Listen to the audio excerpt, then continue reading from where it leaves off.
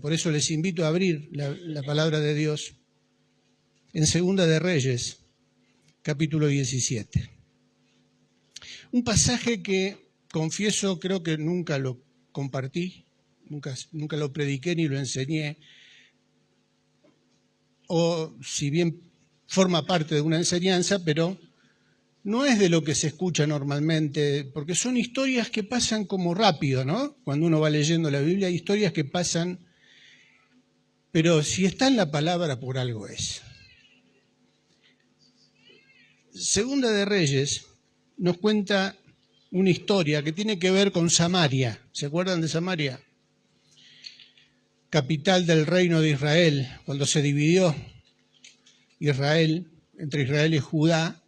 En Samaria, uno de los reyes famosos fue Acab. ¿Se acuerdan de Acab? De Jezabel. ¿Se acuerdan de esa historia? Y cómo ese pueblo se dejó llevar por los ídolos de los pueblos paganos. ¿Se acuerdan de la historia de Elías y los profetas de Baal? Bueno, era en ese periodo en donde reinaba Acab y donde Jezabel era la que hizo estragos y sembró dioses falsos entre el pueblo, profetas falsos, a los que combatió Elías. La historia de la Biblia está llena de ejemplos y de historias que nos hablan de que Dios es un Dios celoso. Quizás el término celoso uno lo toma como Dios celoso. El celo es un defecto, no es una virtud. Pero ¿a qué se refiere Dios cuando Él mismo dice de sí mismo que Él es un Dios celoso?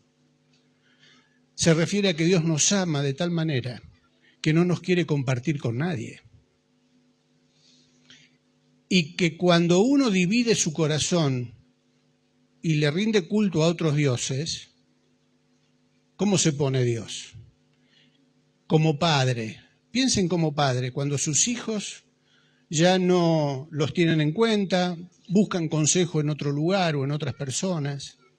¿Cómo se sienten los padres? No es lindo, ¿no? No es agradable. En lugar de sembrar alegría, pone tristeza. Y Dios se entristece y no nos quiere compartir con otro. ¿Recuerdan cuando Jesús en el desierto es tentado por Satanás? Que Él va respondiendo con la palabra. La última de las tentaciones del Señor tiene que ver con un ofrecimiento de Satanás. ¿Qué le ofrecía? Le mostró todos los reinos y la gloria, dice, la gloria de los reinos de este mundo. Todo esto te daré si postrado me adorares. ¿Recuerdan cuál fue la respuesta de Jesús? Escrito está, al Señor tu Dios adorarás y a Él solo servirás. Clarito, ¿no? ¿Qué estaba haciendo Jesús? Estaba citando una frase del Antiguo Testamento. A Él solo servirás, a Él solo adorarás. Dios no nos quiere compartir con nadie. Él quiere que Él sea el centro. Y lo más importante, Segunda de Reyes, capítulo 17. Decíamos, el lugar en donde Elías se enfrentó a los profetas de Baal. Pero más o menos 100 años después sucede esto.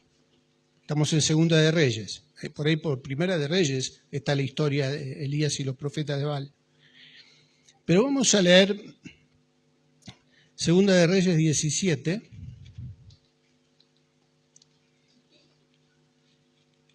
Desde el versículo 7. Porque los hijos de Israel pecaron contra Jehová su Dios, que los sacó de la tierra de Egipto, debajo la mano de Faraón, rey de Egipto, y temieron a dioses ajenos. Y anduvieron en los estatutos de las naciones que Jehová había lanzado de delante de los hijos de Israel, y en los estatutos que hicieron los reyes de Israel. Y los hijos de Israel hicieron secretamente las cosas rectas contra Jehová su Dios, edificándose lugares altos en todas sus ciudades, desde las torres de las atalayas hasta las ciudades fortificadas. Y cuenta todo este pasaje hasta el versículo 23, en lo que cayó el pueblo de Samaria. Y en el versículo 24 nos cuenta que el rey de Asiria llevó cautivo a todo ese pueblo por lo que hicieron, porque abandonaron a su Dios. Fueron conquistados, como siempre, es la historia del pueblo de Israel, siempre con enemigos, sometidos, llevados cautivos. Bueno, acá también los llevan cautivos. Y los llevan a la zona de Babilonia encima. Asiria en ese momento era la potencia que inclusive dominaba sobre Babilonia, sobre la zona de los Medos. Ahí es llevado el pueblo de Samaria. Y trajo, versículo 24, y trajo el rey de Asiria gente de Babilonia, de Cuta, de Aba, de Amad y de Sefarbaim, y los puso en las ciudades de Samaria, en lugar de los hijos de Israel.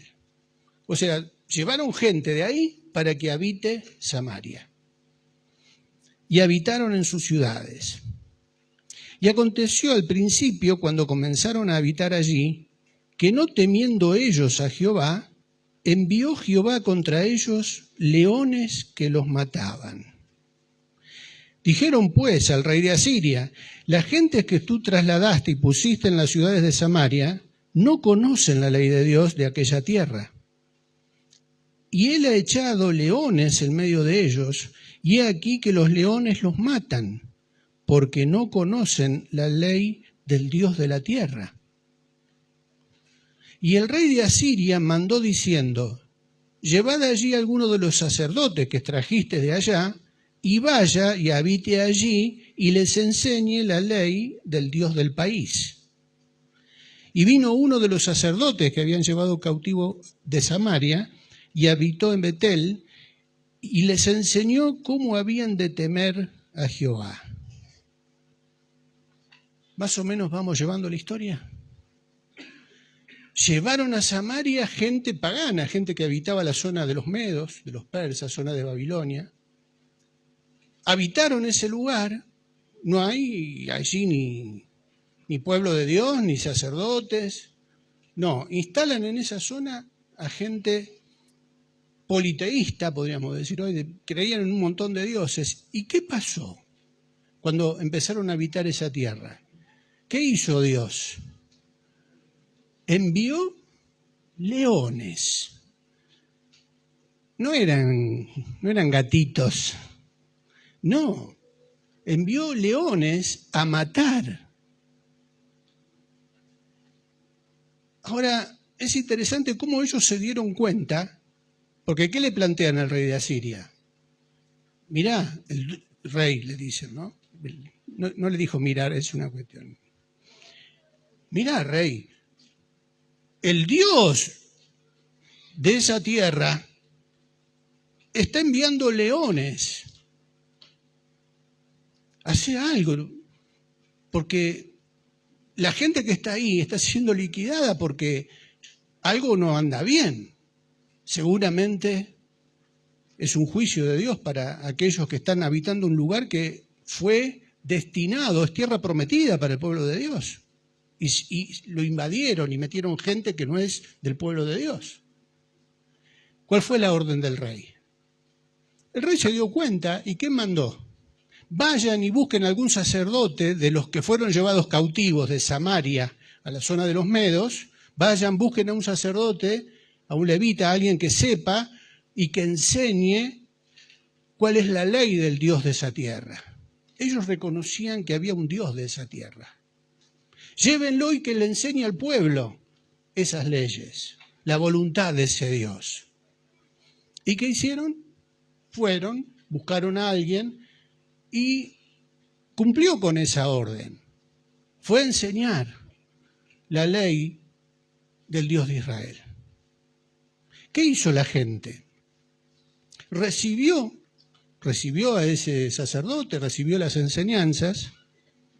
Versículo 28, y vino uno de los sacerdotes que habían llevado cautivo de Samaria y habitó en Betel, y les enseñó cómo habían de temer a Jehová. Pero cada nación se hizo sus dioses y los pusieron en los templos de los lugares altos que habían hecho los de Samaria, cada nación en su ciudad donde habitaban. Los de Babilonia hicieron a Sucot Benot, los de Cuta hicieron a Nerjal, los de Amad hicieron a Sima, los sabeos hicieron a Nibás y a Tartac, y los de Sefarbaín quemaban sus hijos en el fuego para adorar a Adramelec y a Anamelec, dioses de Sefarbaín. Qué cosa, ¿no? Qué cosa. Aceptaron al profeta, aceptaron la ley, pero también mantenían los lugares altos y seguían adorando a sus dioses, a los dioses que tenían en la tierra original, de donde eran ellos. Temían a Jehová e hicieron del bajo pueblo sacerdotes de los lugares altos, que sacrificaban para ellos en los templos de los lugares altos. Temían a Jehová y honraban a sus dioses, según la costumbre de las naciones donde habían sido trasladados. Hasta hoy hacen como antes, ni temen a Jehová, ni guardan sus estatutos, ni sus ordenanzas, ni hacen según la ley y los mandamientos que prescribió Jehová a los hijos de Jacob, al cual puso el nombre de Israel. Temían a Jehová, pero seguían honrando a sus dioses. Uno dice, bueno, recién que dijiste vos, qué locura, ¿no? Qué locura, ¿cómo puede ser esto? Y por ahí nos escandalizamos. Pero ¿no es lo que sigue sucediendo hasta el día de hoy? Vieron que ahí dice, ¿no? Hasta el día de hoy. Bueno, en el momento en que se escribió esto, seguían viviendo de esa manera. Pero hasta el día de hoy en Israel, ¿no sigue sucediendo lo mismo? ¿No se va a celebrar, si no se celebró, el Día del Orgullo en la semana que viene? ¿Es? ¿Dónde? Justamente en la zona de Sodoma, ahí a orillas del Mar Muerto. Hoy Israel sigue aceptando eso, sigue compartiendo en su tierra culto a otros dioses. Cuando fue lo de la invasión de Gaza, ¿qué estaban haciendo en esa zona? Una fiesta. ¿A quién? ¿Qué tenían en un altar en el medio del predio donde se estaba haciendo esa fiesta electrónica? Un altar al Buda. Hoy, en esta época.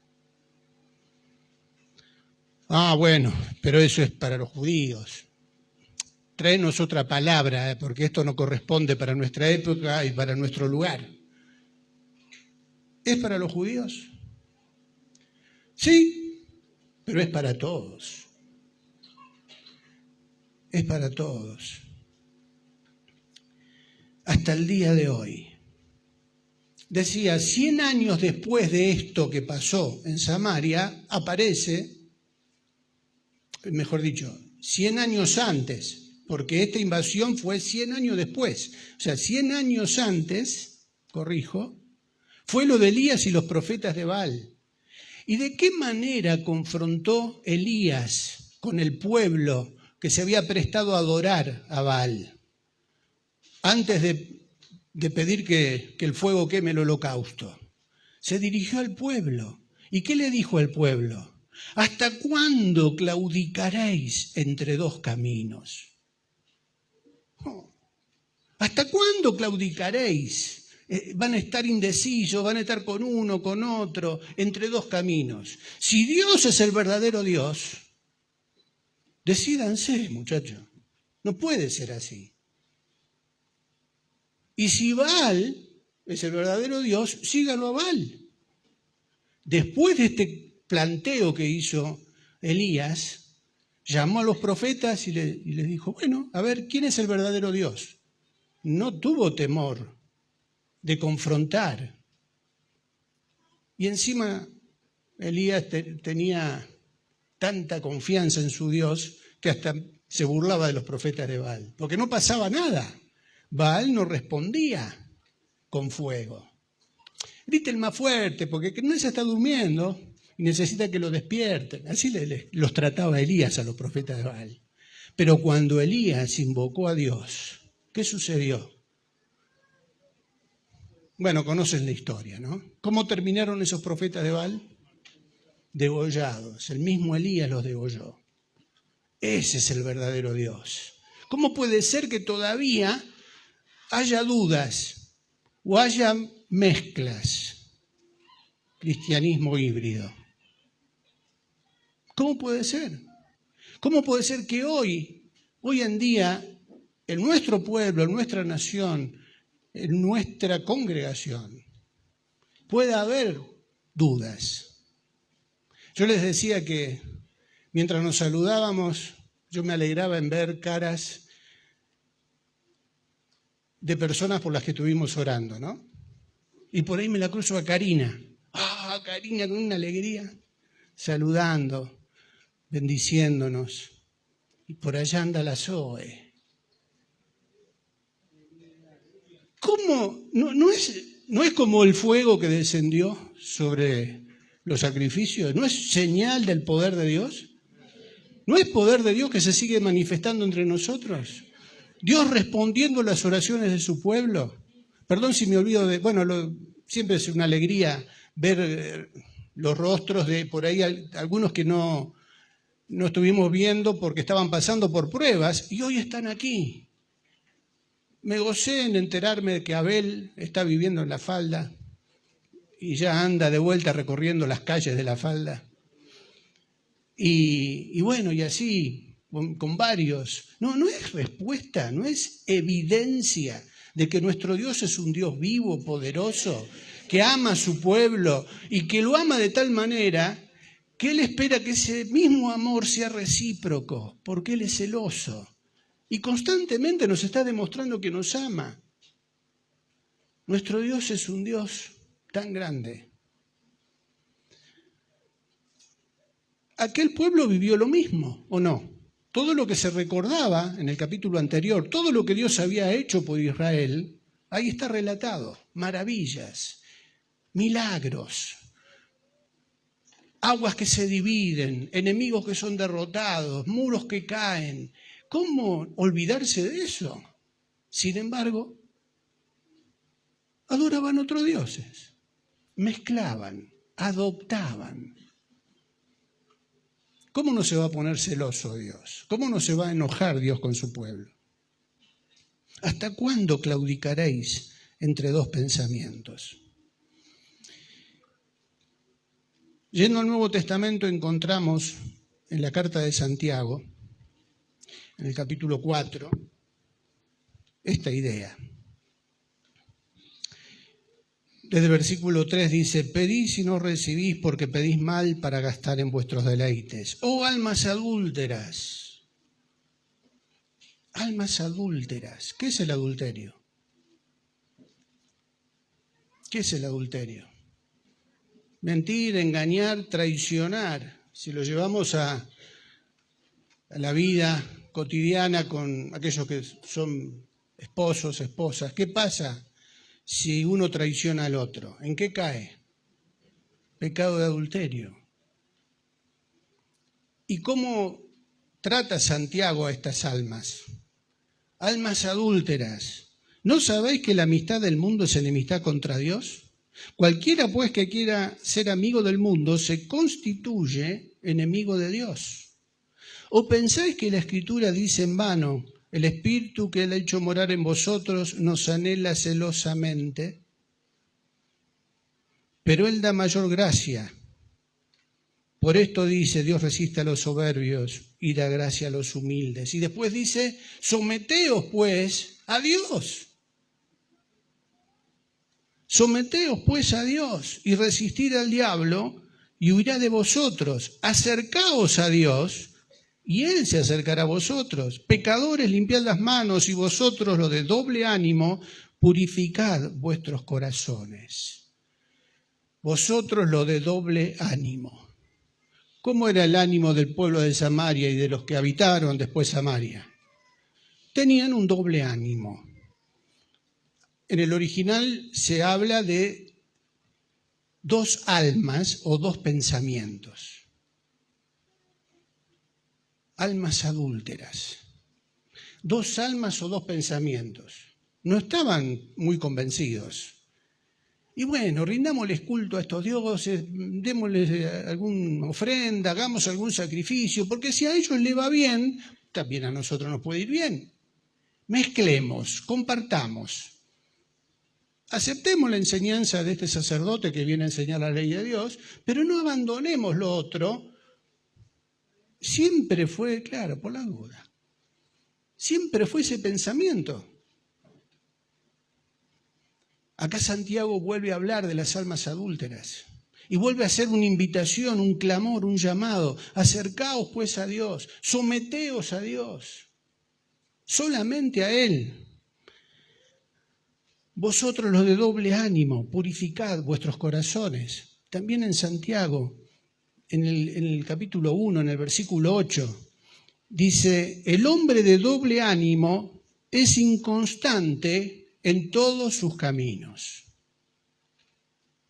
El hombre de doble ánimo, la persona que tiene doble ánimo, que anda con un pie en un lado y con el pie en el otro, ¿cómo es? Dice Santiago. Inconstante. Son de los que emprenden algo y lo abandonan, no pueden terminar lo que empiezan. En cuanto a su ánimo también, por ahí se los ve en el ciclo positivo y están allá en las nubes, ¿no? Y después aparece el ciclo negativo. Hago la imagen del ciclo y los semiciclos de electricidad. Ya el profe Marco me va en la corriente alterna, ¿no?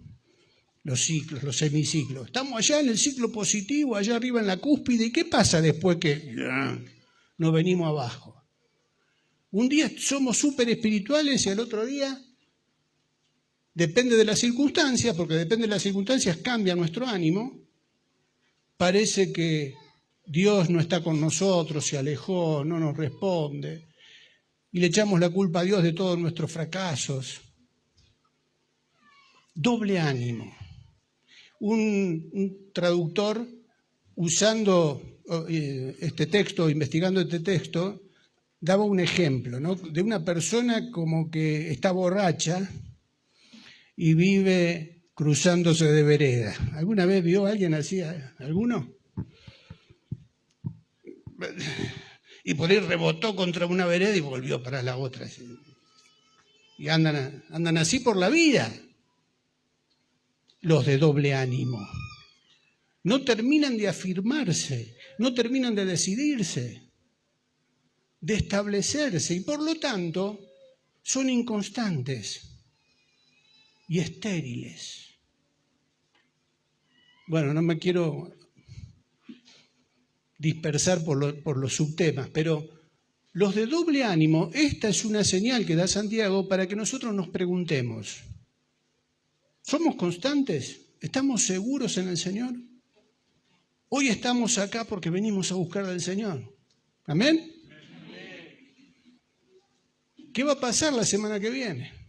Porque vieron que nos turnamos, ¿no?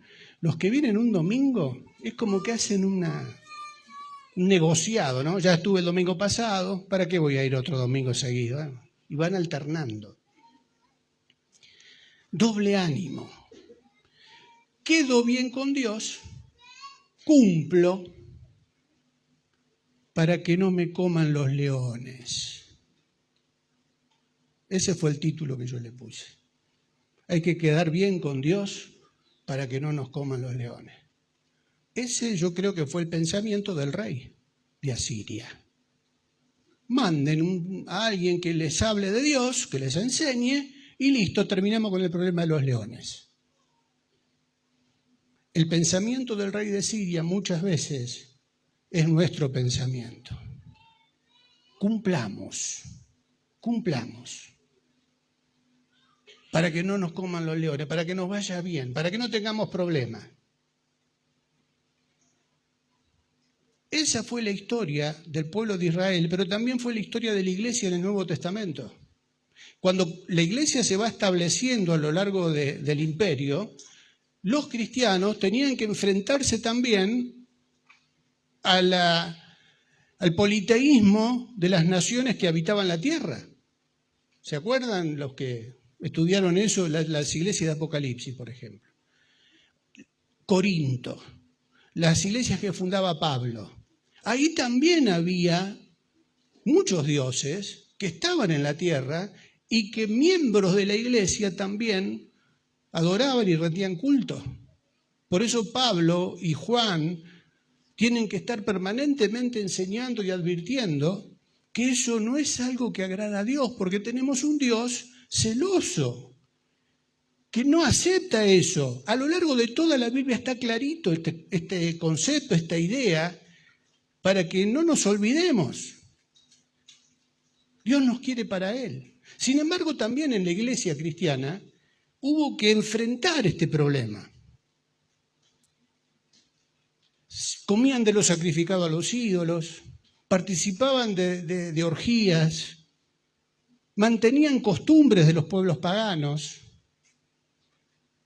Pero cuando aparece el Evangelio, esto está bueno. Esto es poderoso, porque el Evangelio era y es poder de Dios, ¿o no? Es poder de Dios. Ahí hay poder de Dios, vamos ahí. ¿Cuántas veces en este lugar ha venido gente buscando eso, el poder de Dios? Solamente, porque ahí hay poder de Dios. Pero no abandonaban sus otras costumbres. Hubo gente que ha venido acá pidiendo oración por un problema determinado, pero después iba a hacer lo mismo también el curandero del barrio. Hacer trabajos o hacer promesas a algún santito por ahí en la ruta. Falso santo. Por eso santito. Que no es santito, es otro tito. Claro, para cubrir todas las puntas, ¿no? Las dualidades, las combinaciones. Combinamos, armemos nuestra religión a nuestro gusto, combinemos. Que venga el sacerdote a Betel, pero no abandonemos los lugares altos, combinemos. Porque hay cosas que están buenas en el mundo. ¿Por qué renunciar a eso si está lindo? Si es agradable o nos va bien. Los métodos del mundo dan resultado. Entonces, mucha de nuestra creencia pasa por esta dualidad. Combinamos, aceptamos parte del cristianismo y no abandonamos totalmente lo que el mundo nos ofrece o lo que practicábamos o hacíamos en el mundo. Con esto estoy de acuerdo, con esto no tanto, prefiero seguir con esta receta del mundo, con este estilo de hacer negocios en el mundo, con esta manera de vivir los placeres de la vida.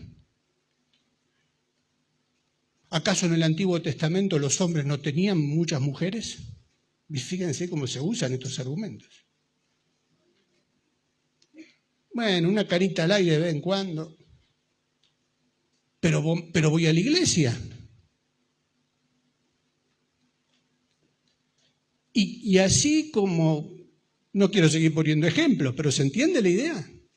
Seguimos manteniendo costumbres, hábitos, tradiciones del mundo pagano y pensamos que por venir a la iglesia y participar de la Santa Cena, ya está, nos santificamos. Como del pan, bebo de la copa y como eso es algo santo, sagrado, me va a santificar. Ojo que hay personas que han pensado y piensan de esta manera. Eso es participar indignamente de la mesa del Señor. Por eso hay enfermos entre vosotros. Por eso algunos mueren. Porque hay juicio de Dios sobre un pueblo que participa indignamente de algo sagrado. Porque mezcló supersticiones del mundo y las adoptó como que están bien. Y no están bien. Dios es un Dios celoso. Total, si tengo alguna aventurita por ahí, Bueno, le digo al pastor, el pastor me disciplina, cumplo con la disciplina y puedo volver otra vez a estar emblanquecido. Porque hice la penitencia. En la Iglesia Católica uno se iba a confesar. Yo me acuerdo que lo hice en mi juventud, ¿no? Porque en el campeonato de Don Bosco, ¿no? Era obligación pasar por la misa. El que no comulgaba, no jugaba. No sé si a alguno le pasó por esa misma experiencia. Pero para comulgar, ¿qué había que hacer antes? Ir al confesionario. Triqui al confesionario. Y a pedir perdón por los pecados. Como era semanal, toda la semana teníamos que hacer lo mismo. Entonces yo acumulaba lo de la semana, se lo confesaba al cura, y después ¿qué había que hacer? Penitencia. Bueno, la penitencia era, el cura te mandaba andar y rezar, vos Triqui tenés que rezar como 50 Padre Nuestro, 80 Ave María. Bueno, y después sí, estás habilitado para participar de la hostia. Una buena hostia me tendría que haber dado el Señor, ¿no? Por hacerlo indignamente, inclusive ahí. Porque yo pensaba que después de eso tenía licencia para pecar. Total, la semana que viene vuelvo al confesionario. ¿O no? ¿No pensábamos así?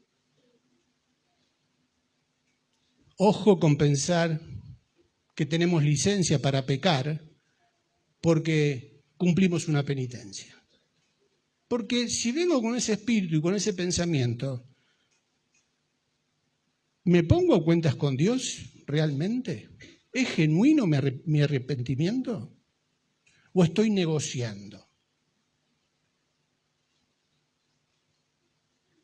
Estoy pisoteando la sangre del Cordero.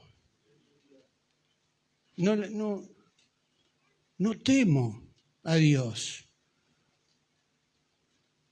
Implanto mi negocio. Me sostengo y me afirmo en mi religión hecha a la medida. Combino cosas. Voy a la iglesia, estoy en el culto, alabo al Señor, participo de la cena y después tengo la semana para vivir mi vida como yo quiero. Total, después el domingo vuelvo y me pongo de vuelta a cuentas con Dios. ¿Es así la cosa? ¿Les parece que es así? ¿Qué pide Dios? ¿Qué pide Dios? Deuteronomio 10:12 dice lo que pide Dios. Ahora pues, Israel, ¿qué pide Jehová tu Dios de ti? Sino que temas a Jehová tu Dios, que andes en todos sus caminos y que lo ames y sirvas a Jehová tu Dios con todo tu corazón y con toda tu alma. Con todo tu corazón y con toda tu alma, a Él, que ames a Dios. Deje el impío su camino y el hombre inicuo sus pensamientos y vuélvase a Jehová, el cual tendrá de él misericordia, y al Dios nuestro, el cual será amplio en perdonar. Eso dijo Isaías 55:7. Deje el impío su camino y el hombre inicuo sus pensamientos duales, su doble ánimo, y vuélvase a Jehová, el cual tendrá de él misericordia. Esto es mi anhelo en esta mañana, que aprovechemos que todavía estamos en tiempo de gracia y de misericordia.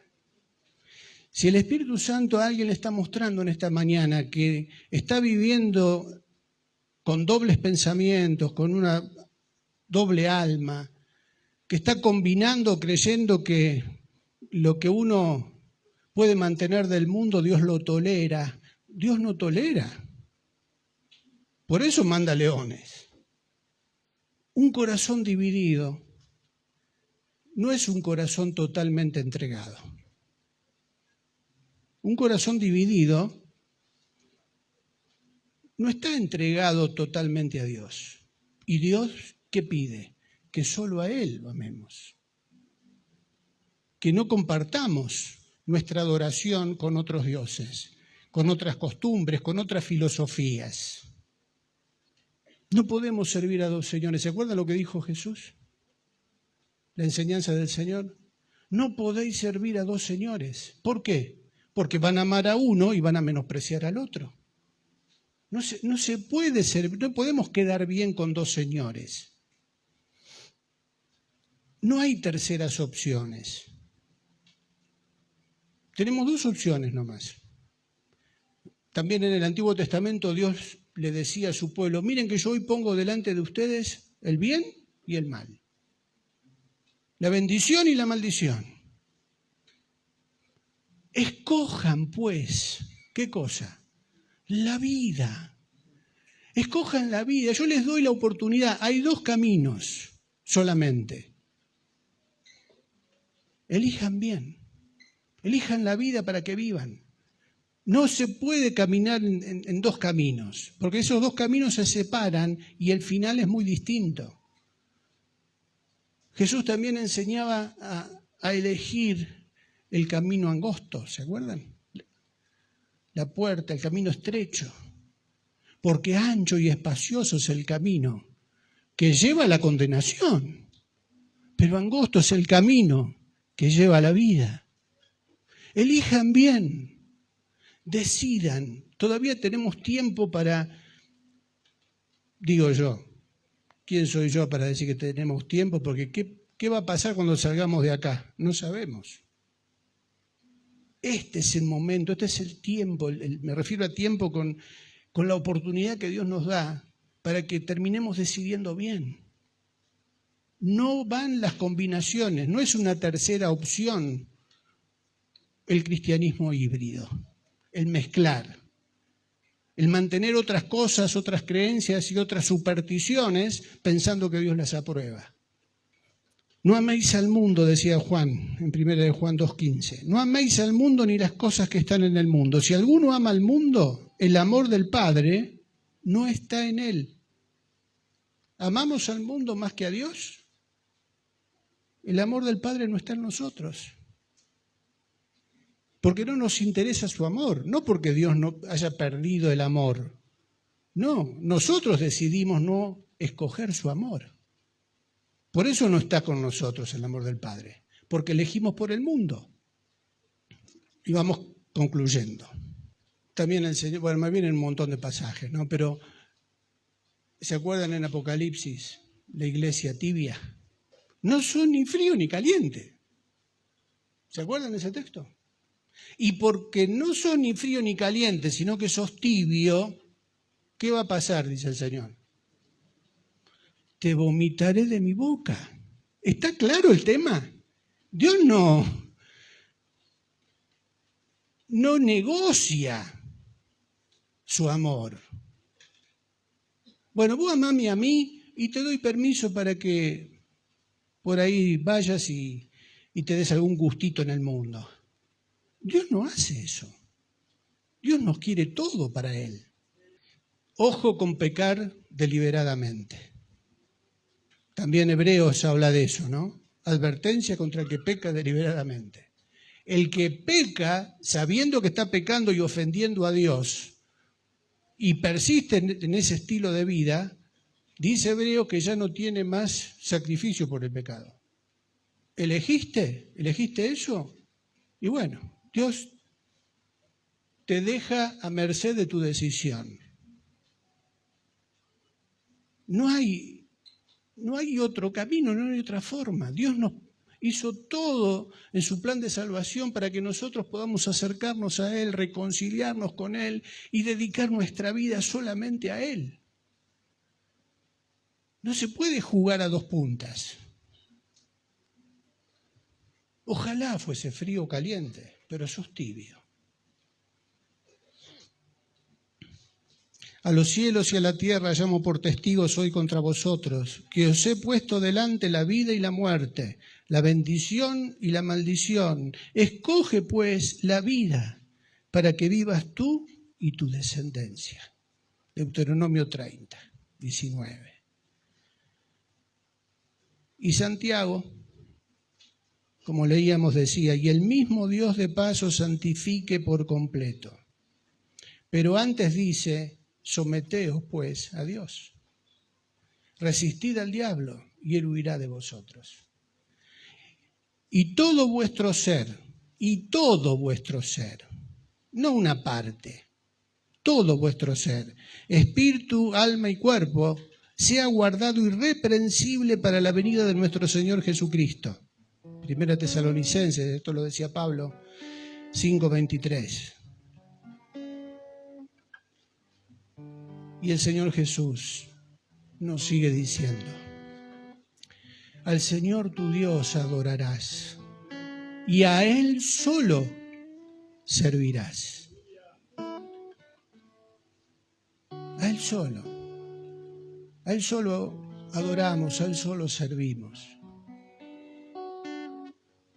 Si hay alguien en esta mañana que se está dando cuenta que no entregó todo su corazón al Señor, completo.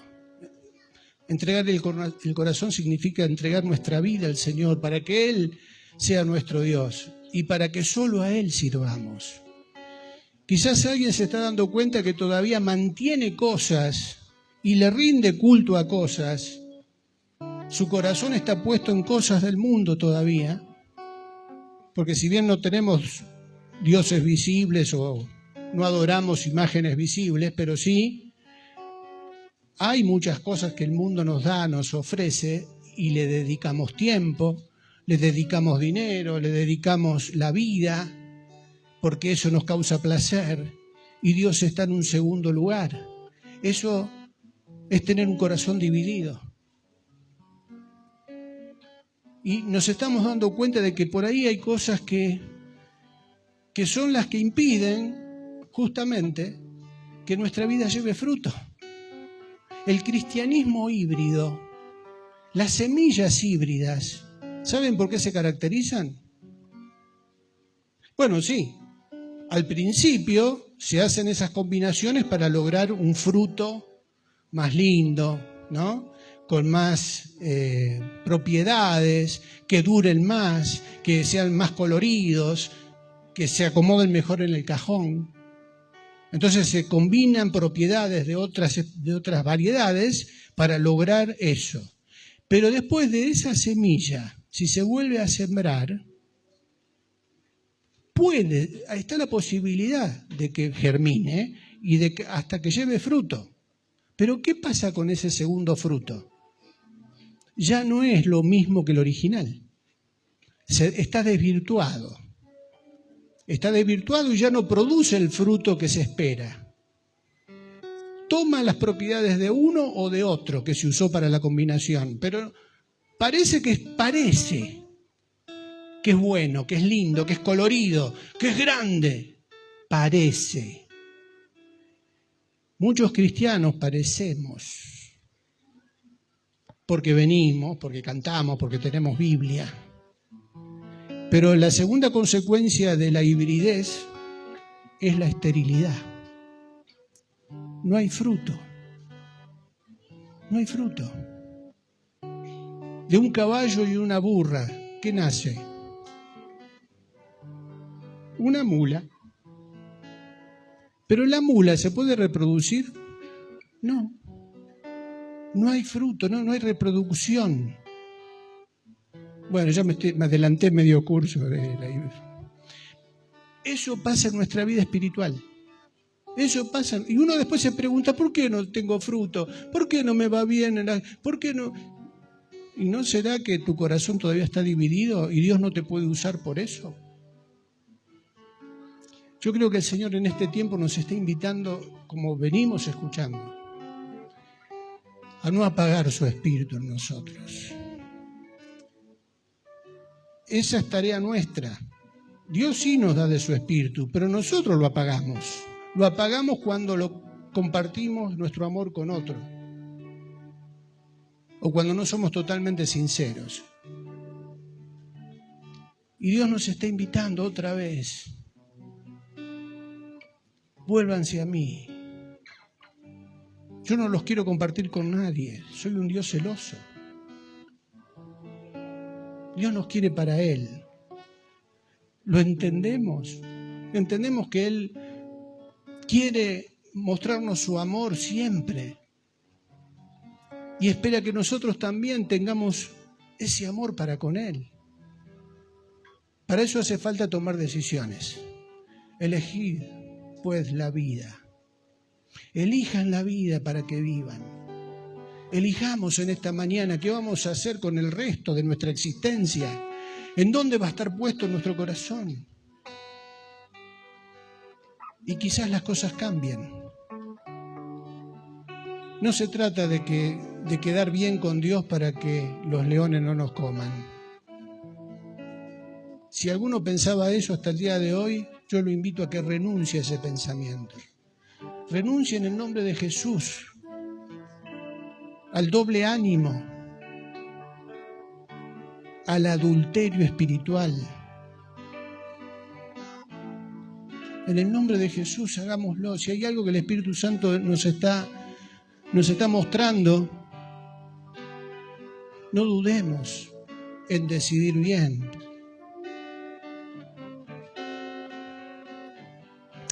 Hay una canción con la que quería terminar y que dice: a ti el alfa y el omega. ¿Se acuerdan de esa canción? El principio y el fin y el gran yo soy. Es una oración, ¿eh? A ti, estamos dirigiéndonos al Señor. El gran yo soy. A ti, el todopoderoso, el que es y que será, y el gran yo soy, me rindo. ¿Seríamos capaces de hacer esta oración en esta mañana y decirle: Señor, me rindo a ti totalmente, no una parte, no lo que me gusta del cristianismo o de la vida cristiana, todo, me rindo. A ti, el Todopoderoso, me entrego. Dice la segunda parte, ¿no? Podemos decirle al Señor en esta mañana: me rindo, me entrego a ti. ¿Se animan a hacerlo?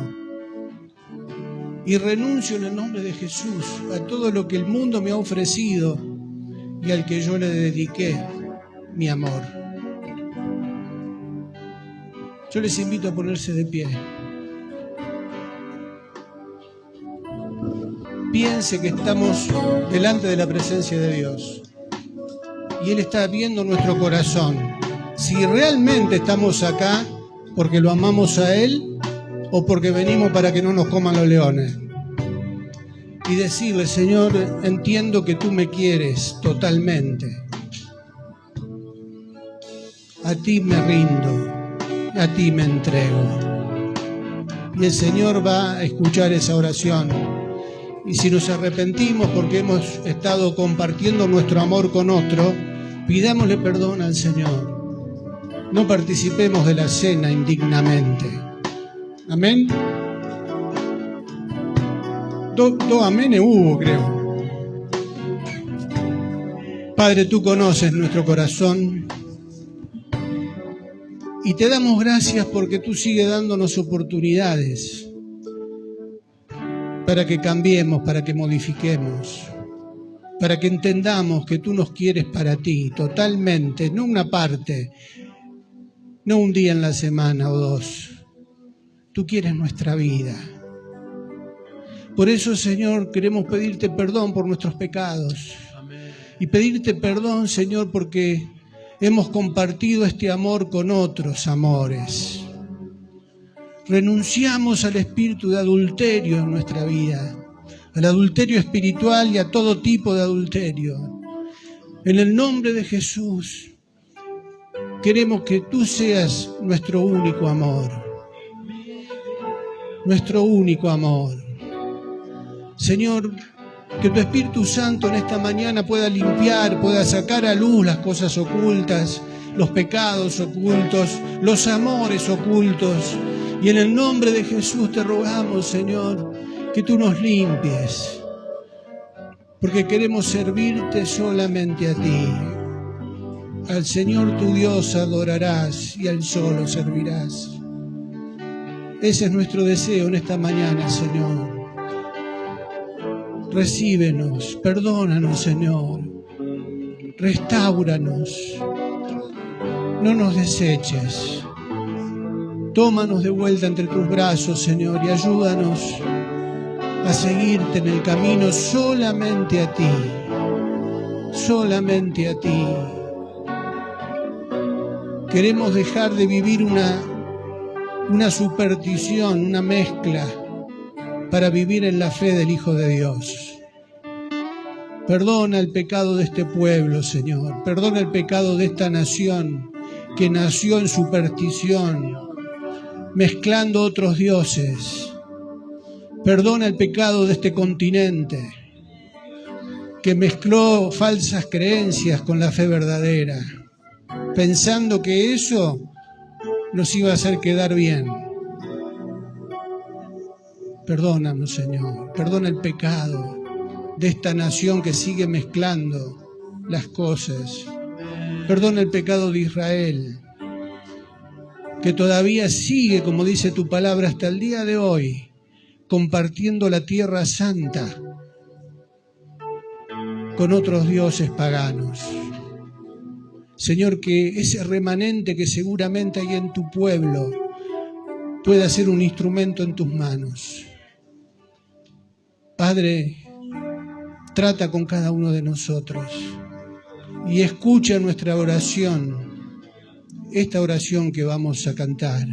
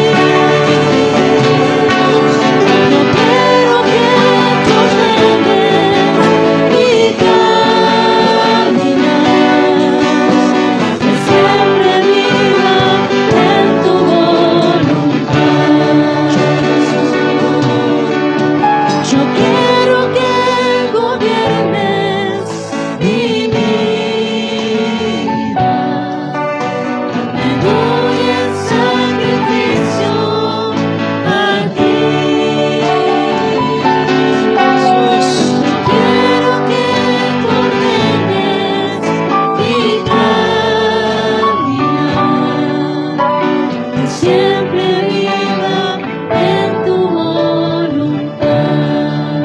Gloria, sí, Señor.